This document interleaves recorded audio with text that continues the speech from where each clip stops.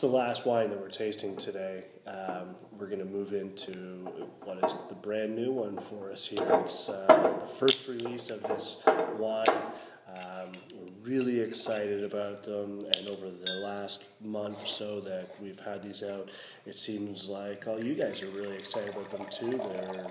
They're getting a lot of praise from you. This is our Boneyard. This is the 2010 Red. Really, I mean, this one, it's, how do I say this? It almost pained me to bottle this. This is, I mean, as you know, our Boneyard wines are new. They're our entry level, but they're still meant to have that Tarara grit, that Tarara rebellion to it, that Tarara excitement. And with this particular one, I mean, it has all that in spades. It's really a true expression of what we are. It's taking all rules out and just saying, we're going to make some awesome juice, and it doesn't really matter to be bound by convention or anything like that. But the reason why it pained me is we decided late to create this Boneyard series. So at this point, blends had already been created for the 2010 vintage, and we were moving forward. And so we had to create something out of the already blend. So what this is it's, in general, it is a blend of our Hautily, Nevaya, and Tranquility bottlings. So we're pulling from our single vineyard wines just so that we could release a Boneyard Red at the same time as our Boneyard White. And it is a very eclectic, powerful blend. I mean, this is a huge, huge wine. Really excited by it. 31% Cabernet Sauvignon, 21% each Petit, Verdot, and Merlot, 11% each Tannat and Cabernet Franc, and even 5% Pinotage. That really neat variety. It'll be the only year that we have it in here. We decided to give it a try, and it was awesome in 2010. In 2011, it struggled a little bit. It was great for rosé, but it certainly wasn't going to be something powerful enough to go into something like this. We thought we'd give it a try as that hybrid crossing of Cinsault and Pinot Noir that is very popular in South Africa. And then the other varieties in here, I mean, 2010, we were able to ripen everything just abundantly. So the Cabernet Sauvignon has that rich, dark fruit. The Cabernet Franc is all about its power. It has a lot of red fruit, meets dark fruit, but it's a very, very powerful wine. The Merlot is almost ultra ripe. It's almost like cooked, jammy type fruit to it. And then the Petit, Verdot, and the Tannat really tie things together because they're such structured, great varieties. And in a year like that, the mid palate just became richer and richer and richer, balancing with their tannins and their acidity. So it's a lot of fun to make this one. We put it together in the spring this year, just a couple months ago. And, well, I guess that would be the winter back then, but it felt like spring this year. It stayed warm all winter long. Bottled up, unfined, and unfiltered.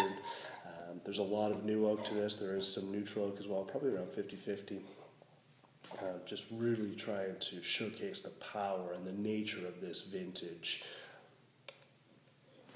Wow, on the nose, I get, I get chocolate and coffee and cinnamon meat, all of these massive fruits. There's plum in there. There's, blackberry and blackcurrant characteristics to it. Some raspberry. I mean, it's just a very complex, lots of fruit.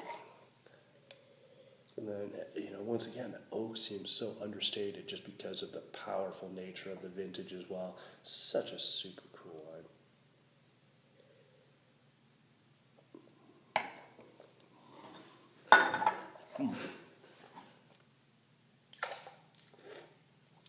Juicy and rich, full, firm wine. An absolute baby still as well. If you're going to be drinking this tonight or drinking this in the near future, definitely goes well with a little slab of cow. Get a nice steak.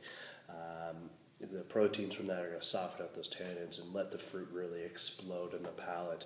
Or you want higher protein foods. I mean, you could also go towards lamb if you want. Not everyone loves lamb. I love lamb. And actually, I might go home and have some lamb with this tonight. That could be pretty delicious. Nice rosemary leg of lamb. But it's so, it has that power to it. It is immediately enjoyable because it does have that incredible fruit in behind the tannins as well.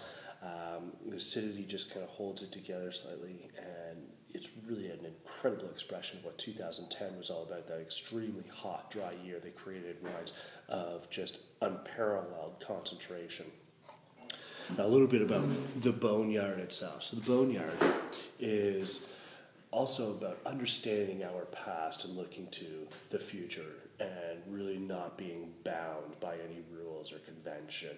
It's trying to take our rebellious feel and put it into a bottle of wine, but understanding where we came from. So the Boneyard is actually an area here on our property close to our vineyard where ultimately our equipment goes to spend its final days. Generally whenever they put somebody like me on a tractor, I go and I burn out a clutch or do something silly like that, and the tractor's garbage. We end up beating them up pretty hard.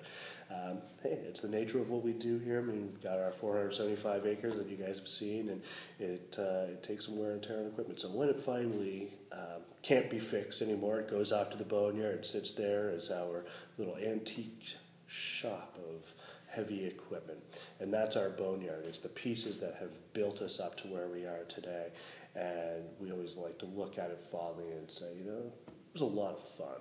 It was a lot of fun to do everything we've done here, build up what we've done, make the wines that we've made, and bring them to you. I mean, it's just been way too much fun, and we enjoy every minute of it, and that's what the Boneyard is about.